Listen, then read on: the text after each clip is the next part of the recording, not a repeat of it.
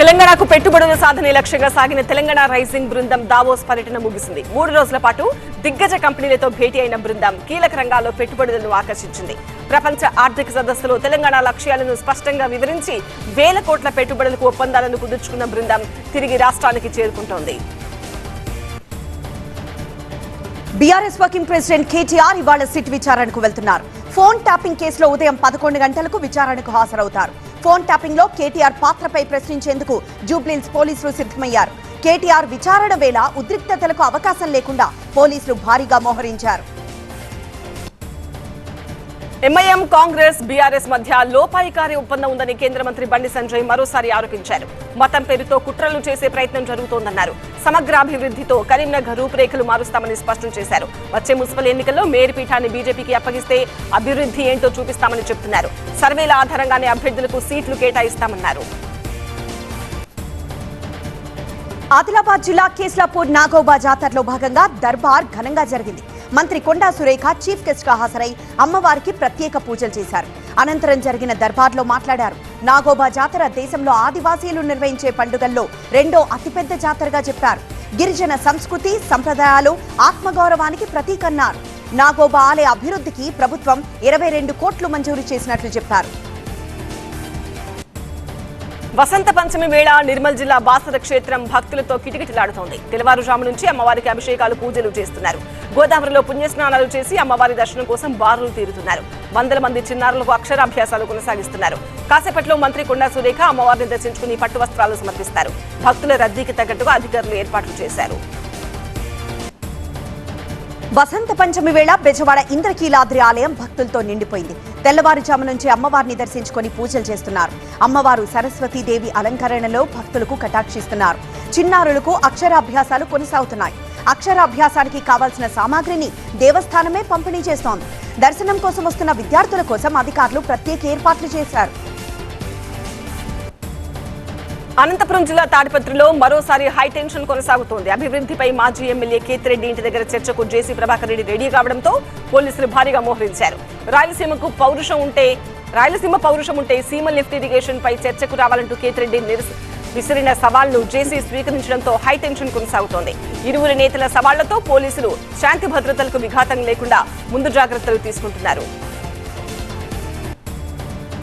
AP రాజధాని అమరావతిలో ఇవాళ రైతులకు ప్లాట్లు కేటాయించేందుకు ప్రభుత్వం సిద్ధమైంది. గతంలో మాదిరిగానే లాటరీ ద్వారా ప్లాట్ల కేటాయింపునకు ఇప్పటికే ఏర్పాట్లు పూర్తి చేసింది.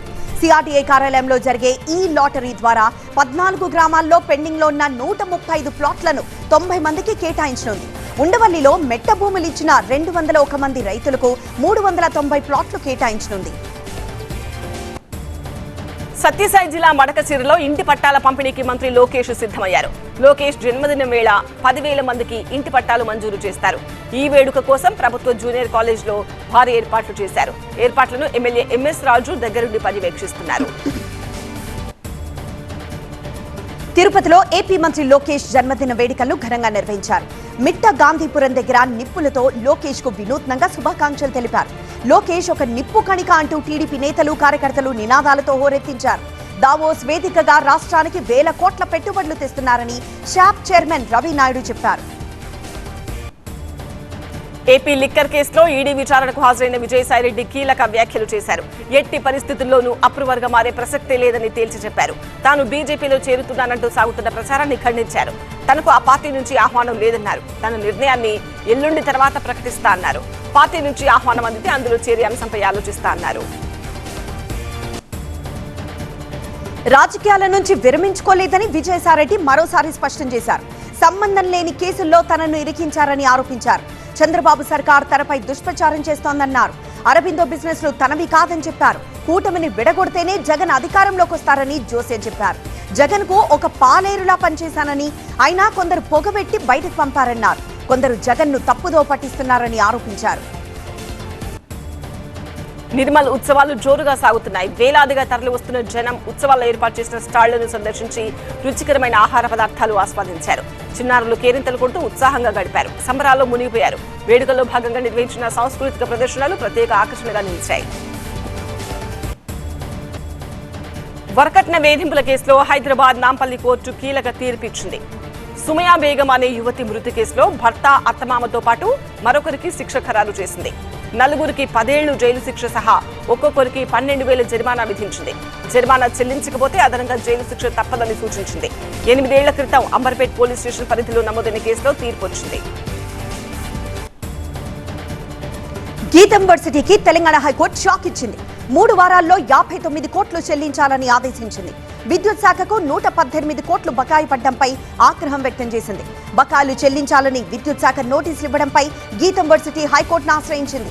దీనిపై సుదీర్ఘంగా విచారించిన కోర్టు 3 వారాల్లో 50% బకాయిలు కట్టాలని స్పష్టం చేసింది. నంద్యాల రాజ్ థియేటర్ దగ్గర ఒక ఫర్నిచర్ దుకాణం బుగ్గిపాలైంది. షార్ట్ సర్క్యూట్ తో చెలరేగిన మంటల ధాటికి ఫర్నిచర్ మొత్తం క్షణాల్లో తగలబడింది. ఫైర్ సిబ్బంది మంటలు ఆర్పేలోపే దాదాపు 30 లక్షలకు పైగా నష్టం జరిగినట్టు బాధితులు చెబుతున్నారు. హైదరాబాద్ పాత బస్తీలో ఘరానా మోసం వెలుగులోకి వచ్చింది. థాయిలాండ్ లో ఉద్యోగాల పేరుతో తీసుకువెళ్లి ఒక యువకుడిని బానిసగా మార్చారు. ఏజెంట్ల మోసానికి తన కొడుకు దేశం కాని దేశంలో నానా కష్టాలు పడుతున్నాడని యువకుడి తల్లి ఆవేదన వ్యక్తం చేసింది. కేంద్ర రాష్ట్ర ప్రభుత్వాలు స్పందించి తన కొడుకును స్వదేశానికి తీసుకురావాలని మొరపెట్టుకుంది.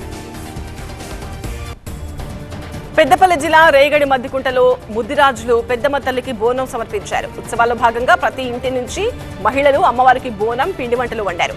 డప్పు చప్పుళ్లు, శివసత్తుల పూనకాలు, పోతురాజుల విన్యాసాల నడుమ అమ్మవారి ఆలయానికి వెళ్లి నైవేద్యం సమర్పించారు.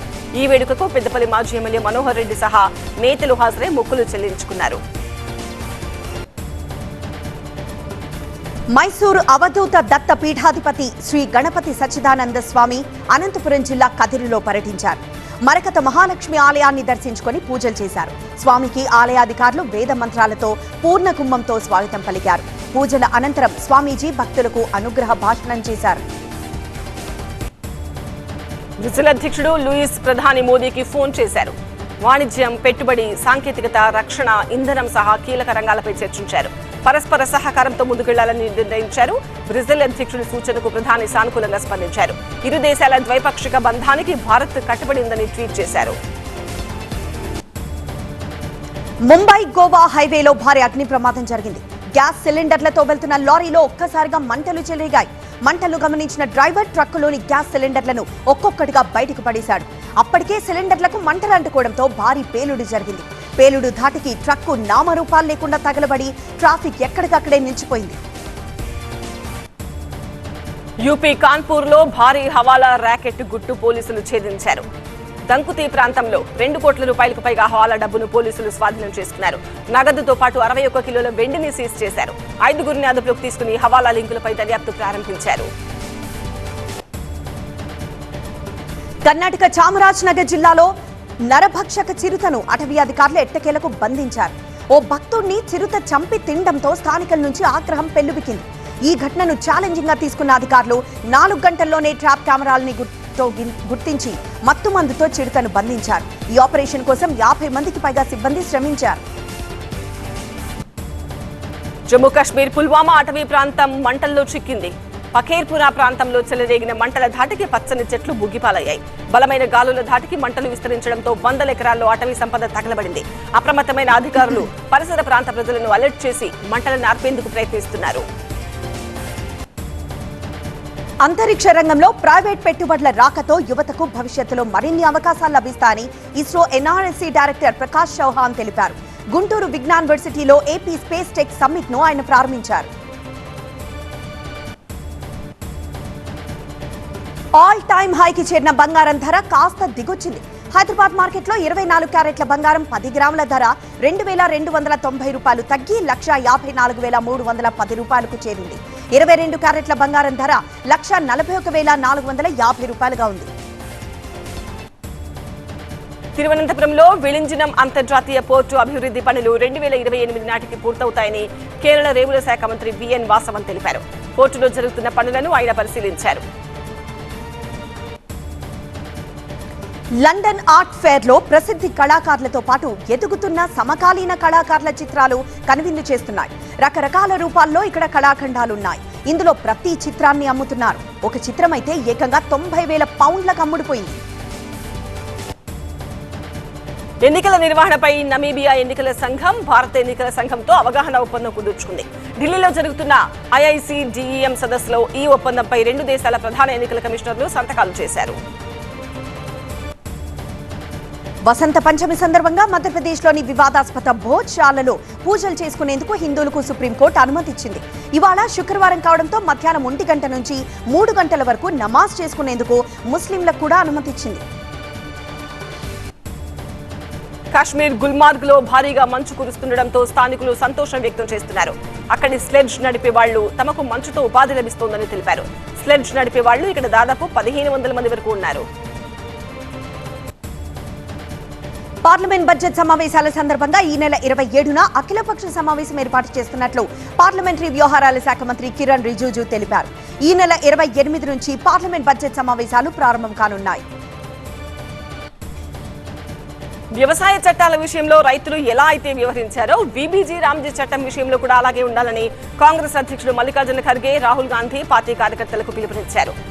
నరేగా చట్టాన్ని రద్దు చేయడం ప్రజల మనస్సు నుంచి గాంధీని తొలగించే ప్రయత్నమని అన్నారు. ప్రపంచం ఎదుర్కొంటున్న సమస్యలకు భారతీయ సంప్రదాయంలో పరిష్కారం ఉందని కేంద్ర హోంమంత్రి అమిత్ షా అన్నారు. ఉత్తరాఖండ్ హరిద్వార్లో మాతా భగవతీదేవి శర్మ శత జయంతి వేడుకల్లో ఆయన పాల్గొన్నారు. అఖండ జ్యోతి వెలిగే గాయత్రి తీర్థం శాంతి కుంజ్ ను సందర్శించి పూజలు చేశారు. మతం పేరుతో చాలా మంది భారతీయ సనాతన ధర్మానికి చేడు చేస్తున్నారని యూపీ సీఎం యోగి ఆదిత్యనాథ్ ఆగ్రహం వ్యక్తం చేశారు. యోగులు, సాధువులు, సన్యాసులకు ధర్మం దేశానికి మించినది లేదని అన్నారు. త్వరలో జరగనున్న తమిళనాడు అసెంబ్లీ ఎన్నికల కోసం విజయ్ పార్టీ టీవీకేకి విజిల్ ఈల గుర్తు, కమల్ హాసన్ పార్టీకి MNM-కు టార్చ్ లైట్ గుర్తును ఎన్నికల సంఘం కేటాయించింది. ఈల గుర్తు రావడంతో చెన్నైలో టీవీకే కార్యకర్తలు సంబరాలు చేసుకున్నారు.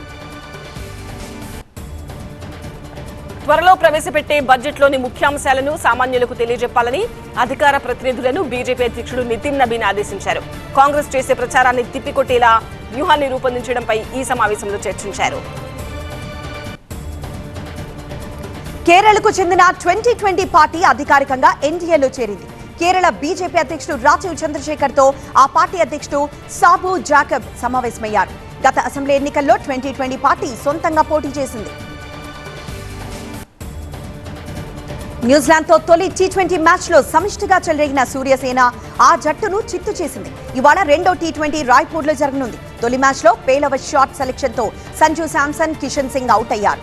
కెప్టెన్ సూర్యకుమార్ కాస్త మెరుగ్గా ఆడినా పెద్ద స్కోర్ చేయలేకపోయారు. ఓపెనర్ అభిషేక్ శర్మ విధ్వంసక బ్యాటింగ్, రింకు సింగ్ మెరుపులు భారత్ కు సానుకూలంగా ఉంది.